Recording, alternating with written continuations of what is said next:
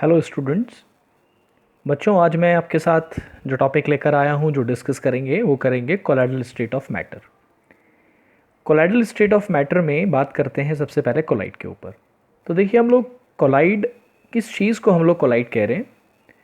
तो कोई भी पार्टिकल जिसका साइज़ 1 to 1000 नैनोमीटर के बीच में होता हो, इस रेंज के बीच में होता हो, ऐसे पार्टिकल को हम लोग कोलाइड कहते हैं। कोई भी पार्टिकल जिसका साइज़ 1 to 1000 नैनोमीटर की रेंज में हो, इसके बीच में हो, उसे हम लोग कोलाइड कहते हैं। और अगर ऐसे पार्टिकल को हम लोग किसी सॉल्वेंट में डिज़ोल्व करें और सोल्यूशन बनाएं, तो सोल्यूशन आपका कोलाइडल सोल्यूशन कहलाता है, या फिर कोलाइडल सोल कहलाता है। मिल्क, ब्लड, इंक, ये बहुत सारे कुछ हमारे पास कोलाइडल सोल्यूशंस के एग्जाम्पल हैं। इनमें मिल्क, ब्लड, इंक जो कोलाइडल सोल्यूशंस हैं, इनमें कोलाइडल पार्टिकल्स प्रेजेंट होते हैं जिनका साइज़ 1 to 1000 नैनोमीटर के बीच में होता है। आप जानते ही होंगे कि 1 नैनोमीटर जो है वो 10⁻⁹ मीटर के बराबर होता है। अगर हम लोग सॉल्यूशंस में जो पार्टिकल्स हैं, जो डिज़ोल्व हैं सॉल्वेंट के अंदर, पार्टिकल्स के साइज़ के ऊपर अगर हम बात करते हैं, तो हम लोग कोलाइडल सॉल्यूशन के अलावा सॉल्यूशंस को ट्रू सॉल्यूशन और सस्पेंशन भी कहते हैं। ट्रू सॉल्यूशन कब कहा जाएगा कोई सॉल्यूशन? जब उसके अंदर जो पार्टिकल होगा उसका साइज़ 1 नैनोमीटर से छोटा होगा। और सस्पेंशन कब कहा जाएगा? जब पार्टिकल का साइज़ सॉल्यूशन के अंदर जो पार्टिकल है उसका साइज़ 1000 नैनोमीटर से बड़ा होगा। यानी कि ट्रू में 1 नैनोमीटर से छोटा होगा और सस्पेंशन के अंदर पार्टिकल साइज़ 1000 नैनोमीटर से बड़ा होगा। अगर हमको विजिबिलिटी की बात करते हैं बच्चों, तो ट्रू सॉल्यूशन में जो हमारा पार्टिकल साइज़ होता है बहुत छोटा होता है। ये आपको नेकेड आइज से नहीं दिखेगा, इवन अल्ट्रा माइक्रोस्कोप से भी इसे देखना मुश्किल होता है। सस्पेंशन के अंदर जो पार्टिकल्स होते हैं, they can be visible with our naked eyes. हम उन्हें अपने नेकेड आइज से भी देख सकते हैं। कोलाइडल सॉल्यूशन में कोलाइडल पार्टिकल की बात करें तो they are not visible with our naked eyes, but they can be seen under ultra microscope. Naked eyes से तो नहीं नजर आएंगे, लेकिन अल्ट्रा माइक्रोस्कोप से आप इन्हें देख सकते हैं। तो अभी हमें इस टॉपिक के अंदर कोलाइडल सॉल्यूशन के ऊपर डिस्कशन करना है।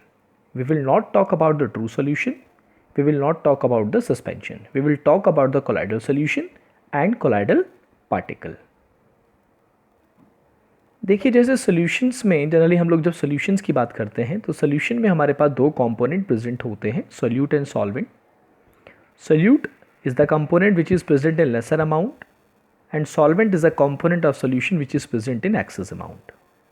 तो इसी तरीके से कोलाइडल सॉल्यूशन में हम लोगों ने जो कंपोनेंट कम अमाउंट में प्रेजेंट होता है सॉल्यूशन के अंदर, कोलाइडल सॉल्यूशन के अंदर, उसे आप लोग डिस्पर्स फेज कहते हैं। और जो एक्सेस अमाउंट में प्रेजेंट होता है उसको हम लोग डिस्पर्जन मीडियम कहते हैं। सोल्यूट की जगह डिस्पर्स फेज आ गया, सॉल्वेंट की जगह डिस्पर्जन मीडियम आ गया। तो कोलाइडल सॉल्यूशन में डिस्पर्स फेज जो कम अमाउंट में प्रेजेंट होता है, डिस्पर्स फेज वो जनरली आपके कोलाइडल पार्टिकल्स होते हैं। तभी तो सॉल्यूशन को हम लोग, जो कोलाइडल पार्टिकल के सॉल्यूशंस हैं, उनको हम लोग कोलाइडल सॉल्यूशन कहते हैं। तो डिस्पर्स फेज वो कंपोनेंट जो कम अमाउंट में प्रेजेंट होगा कोलाइडल सॉल्यूशन के अंदर, और डिस्पर्जन मीडियम वो कंपोनेंट जो ज़्यादा अमाउंट में प्रेजेंट होगा। अब कोलाइडल सॉल्यूशन में आप कोलाइडल पार्टिकल्स को, डिस्पर्स फेज के पार्टिकल्स को अलग अलग सॉल्वेंट में डिज़ोल्व करके सॉल्यूशन बना सकते हैं। डिपेंडिंग अपॉन कि आप कौन सा मीडियम यूज़ कर रहे हैं, कोलाइडल सॉल्यूशंस को हम लोग हाइड्रोसोल कहते हैं अगर डिस्पर्जन मीडियम वाटर हो, अगर बेंजीन हो डिस्पर्जन मीडियम तो बेंजोसोल, अल्कोहल हो तो अल्कोसोल, और अगर आपका डिस्पर्जन मीडियम गैस है तो ऐसे कोलाइडल सॉल्यूशंस को आप लोग एरोसोल भी कहते हो। बोर्ड एग्जाम 2019 में क्वेश्चन पूछा भी गया है आपसे कि एरोसोल्स क्या होते हैं। तो aerosols are the colloidal solutions in which dispersion medium is gas. Disperse phase जो होगा, it may be solid, liquid और गैस, वो कुछ भी हो सकता है, लेकिन मीडियम अगर गैस है तो आप उसे कोलाइडल सॉल्यूशन को आप लोग एरोसोल कहते हैं। अभी जैसे मैं आपसे बात कर रहा हूँ कि कोलाइडल सॉल्यूशन के अंदर आपका डिस्पर्स फेज और डिस्पर्जन मीडियम, इन दोनों की फिजिकल स्टेट कुछ भी हो सकती है, मे बी सॉलिड, लिक्विड और गैस। तो अगर हम लोग इस बेसिस पे कोलाइडल सॉल्यूशंस को बाइफरकेट करें, तो हम लोग कोलाइडल सॉल्यूशंस को 9 कैटेगरीज में बच्चों 8 कैटेगरीज में डिस्कस कर सकते हैं। पहली बात, इस चीज़ को पहले डिस्कस करने से पहले मैं एक चीज़ और आपको बताना चाहूँगा, ये बात थोड़ा याद रखिएगा आप लोग कि कोलाइडल सॉल्यूशंस जो होते हैं बच्चों, they are heterogeneous in nature. आप जानते होंगे कि कोई भी सॉल्यूशन जो है या मिक्सचर जो है वो होमोजीनियस और हेट्रोजीनियस कैटेगरी में आप उन्हें डिवाइड करते हो, होमोजीनियस एंड हेट्रोजीनियस। तो यहाँ पर आप ये बात याद रखिएगा कि कोलाइडल सॉल्यूशन जो होते हैं they are heterogeneous in nature, they have a uniform compositions throughout their solutions. They have uniform compositions, and that's what such kind of solutions are called homogeneous. But if the distribution of particles is non uniform, तो आप उसे heterogeneous कहते हैं और colloidal solution heterogeneous होते हैं। ये बात आप ध्यान रखिएगा। तो डिपेंडिंग अपॉन कि डिस्पर्स फेज और डिस्पर्जन मीडियम की फिजिकल स्टेट क्या है, हम लोगों ने कोलाइडल सॉल्यूशंस को 8 कैटेगरीज में डिवाइड किया हुआ है। डिस्पर्स फेज सॉलिड हो, डिस्पर्जन मीडियम सॉलिड हो, तो ऐसे कोलाइडल सॉल्यूशन को सॉलिड सोल कहा जाता है। Alloys are the examples of such type of colloidal solutions. इसके अलावा जेमस्टोन्स, जो राशि नग होते हैं, जेमस्टोन्स, रूबी एंड पन्ना वगैरह, they all are solutions. Yes, they all are solution, solid solutions, solid colloidal solutions. Disperse phase, dispersion medium दोनों सॉलिड हों। डिस्पर्स फेज सॉलिड हो, डिस्पर्जन मीडियम लिक्विड हो, तो ऐसा कोलाइडल सॉल्यूशन सोल कहलाता है। पेंट, सेल फ्लूइड, जो cell के अंदर लिक्विड होता है, सेल फ्लूइड या पेंट हो गया, ये सब इसके एग्जांपल्स हैं। एक चीज़ और बताएं बच्चों आपको कि कोलाइडल सॉल्यूशन जो है, तो एक सॉल्यूशन जो होगा उसकी जो फिजिकल स्टेट होगी बच्चों, वो डिपेंड करेगी मीडियम की फिजिकल स्टेट पे। आपका डिस्पर्जन मीडियम जिस फिजिकल स्टेट के अंदर प्रेजेंट होगा, आपका कोलाइडल सॉल्यूशन भी उसी फिजिकल स्टेट में प्रेजेंट होगा। अब अगर हमारा डिस्पर्स फेज सॉलिड है और डिस्पर्सिव मीडियम गैस है, तो ऐसे कोलाइडल सॉल्यूशन को एरोसोल कहते हैं। डस्ट, स्मोक सब इसके एग्जांपल्स हैं। स्मोक की अगर हम बात करें तो स्मोक जो है, स्मोक के अंदर मीडियम जो है वो गैस है, ज़्यादा अमाउंट में गैस प्रेजेंट होती है, और स्मोक के अंदर बहुत सारे माइन्यूट कार्बन के कोलाइडल पार्टिकल्स प्रेजेंट होते हैं, डस्ट के कोलाइडल पार्टिकल्स प्रेजेंट होते हैं। अगर हमारे पास डिस्पर्जन मीडियम सॉलिड है और डिस्पर्स फेज लिक्विड है, तो ऐसे को हम ऐसे कोलाइडल सॉल्यूशन को जेल कहा गया है। जेलीज़, बटर, चीज़, ये सब आपके कोलाइडल सॉल्यूशंस हैं।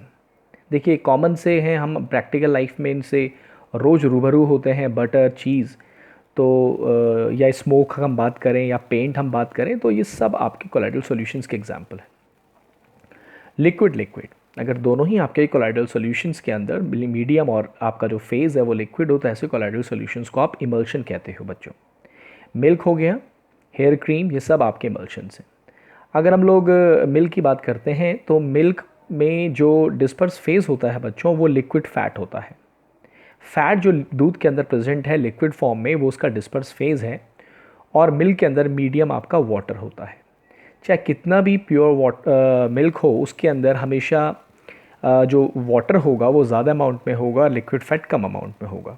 इसीलिए अगर हम लोग जैसे अब आपसे कहा जाए कि आपको 1 किलो पनीर चाहिए, तो क्या हम लोग 1 किलो दूध से 1 किलो पनीर ऑब्टेन कर पाएंगे? नहीं कर पाएंगे, बिकॉज़ पनीर जो है वो आपका फ़ैट जो है वो कम अमाउंट में प्रेजेंट है। तो अगर 1 किलो हमें पनीर चाहिए, तो कम से कम हमें कितना भी आप प्योर मिल्क लें, तो कम से कम हमें 3-4 किलो दूध चाहिए होगा उसके लिए, क्योंकि उसमें जो फ़ैट है जिससे पनीर बना हुआ है वो कम अमाउंट में है।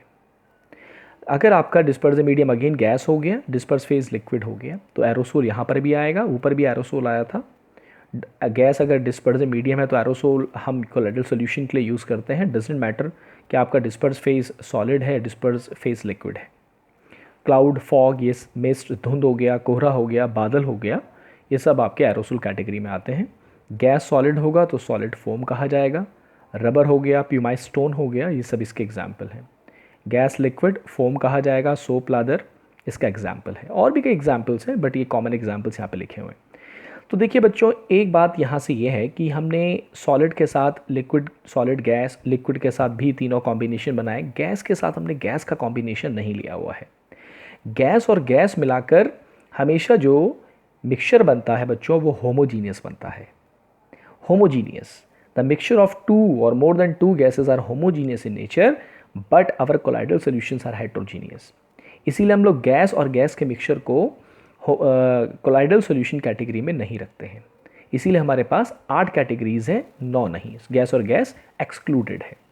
अब बोर्ड एग्ज़ाम की अगर बात करें तो इसमें बोर्ड एग्ज़ाम में क्वेश्चन कैसे आएगा बेटे, क्वेश्चन इसके टेबल के अंदर से पूछा जाएगा। जैसे कि आपसे पूछ लिया जाएगा कि मिल्क में बताइए डिस्पर्स फेज और डिस्पर्जन मीडियम क्या होता है, या आपसे पूछ लिया जाएगा एग्जाम्पल से क्वेश्चन, जैसे मिल्क में बताइए, क्लाउड रबर में बताइए, एलॉयज़ में बताइए। क्या ऐसे भी पूछ सकते हैं आपसे कि व्हाट आर इमल्शंस, इमल्शंस क्या होते हैं, what are gels, what are aerosols. तो कहने का मतलब बच्चों ये है कि बोर्ड एग्जाम में क्वेश्चन इस टेबल के अंदर से पूछा जाता है। एग्जाम्पल देखकर आपको डिस्पर्स फेज डिस्पर्जन मीडियम पूछे जा सकते हैं। आपको डिफाइन करने को पूछा जा सकता है कि इस पर्टिकुलर टाइप के कोलाइडल सॉल्यूशन को डिस्कस कीजिए, जेल बताइए क्या है, इमल्शन बताइए क्या है, एरोसोल बताइए क्या है। तो इस तरीके से इस टेबल के अंदर से क्वेश्चन आता है। अब आगे बच्चों मैं आपको बताऊंगा क्लासिफिकेशन और टाइप्स ऑफ कोलाइडल सॉल्यूशंस। अभी भी हम लोगों ने पीछे कोलाइडल सॉल्यूशंस के टाइप पढ़े, वो हमने पढ़े हैं depending upon the physical state of disperse phase and dispersion medium. आपके डिस्पर्स फेज और डिस्पर्जन मीडियम की फिजिकल स्टेट क्या है, उसके बेसिस पे हम लोगों ने ये अभी टेबल 8 कैटेगरीज आपके साथ डिस्कस की हैं।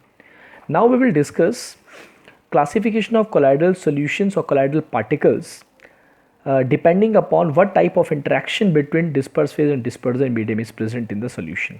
मतलब आपके कोलाइडल सॉल्यूशन के अंदर जो आपका डिस्पर्स फेज है, कोलाइडल पार्टिकल्स हैं, और जो मीडियम है जिसमें कोलाइडल पार्टिकल डिसॉल्व हैं, उसमें आपस में किस तरीके का इंटरेक्शन है। तो अगर आपके कोलाइडल पार्टिकल्स डिस्पर्जन मीडियम के लिए एफिनिटी रखते हों और आसानी से डिस्पर्जन मीडियम में डिसॉल्व हो जाते हों, तो ऐसे कोलाइडल पार्टिकल्स को आप लायोफिलिक कोलाइड्स कहते हैं। देखिए, लायोफिलिक कोलाइड जो है, लायो का मतलब होता है बेटा सॉल्वेंट, और फिलिक का मतलब होता है बच्चों लविंग। ओके, तो सॉल्वेंट लविंग कोलाइड मतलब ऐसा कोलाइड जो सॉल्वेंट में डिसॉल्व होना प्रेफर करता हो, उसमें आसानी से डिसॉल्व हो जाता हो, उसे आप लायोफिलिक कोलाइड कहते हैं। और ऐसे सॉल्यूशंस को जो लायोफिलिक कोलाइड के द्वारा बनाया गया हो, ऐसे कोलाइडल सॉल्यूशन को लायोफिलिक कोलाइडल सोल या लायोफिलिक कोलाइडल सॉल्यूशन कहा जाता है। स्टार्च, रबर, गम, ये सारे अगर आप इन सब के कोलाइडल पार्टिकल्स को डिस्पर्जन मीडियम में, सूटेबल डिस्पर्जन मीडियम में डिसॉल्व करते हैं, तो ये लायोफिलिक कोलाइडल सॉल्यूशन बनाएंगे। ओके, लायोफिलिक कोलाइडल सॉल्यूशंस को हम लोग रिवर्सिबल सोल भी कहते हैं, क्योंकि अगर आप किसी तरीके से डिस्पर्स फेज और डिस्पर्जन मीडियम को, यानी कि कोलाइडल पार्टिकल्स को मीडियम से अगर अलग करो और दोबारा अगर हम इनको सिंपली मिक्स कर दें, तो दोबारा ये आसानी से मिक्सअप होकर आपको लायोफिलिक कोलाइडल सॉल्यूशन दे देंगे। यानी कि इनको प्रिपेयर करने के लिए, लायोफिलिक कोलाइडल सॉल्यूशंस को प्रिपेयर करने के लिए हमें किसी खास टेक्निक की ज़रूरत या खास मेथड की ज़रूरत नहीं है। They get simply mix with each other. तो such type of colloids are called lyophilic colloid and the solutions is known as lyophilic colloidal solution. बेटा दूसरा आता है lyophobic colloids, solvent hating, lyo solvent phobic hating.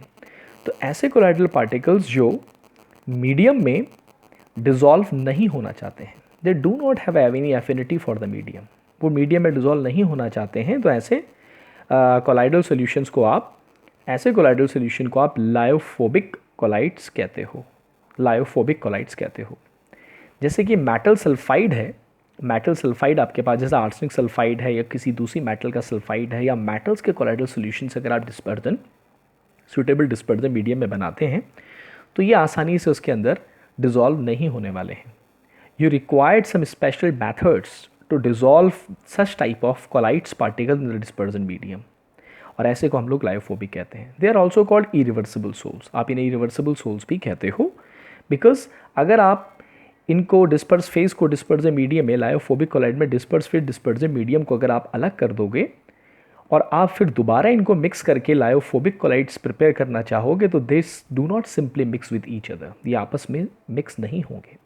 We required some special methods for their mixation, उनको mix करने के लिए हमें कोई स्पेशल टेक्निक चाहिए होंगी।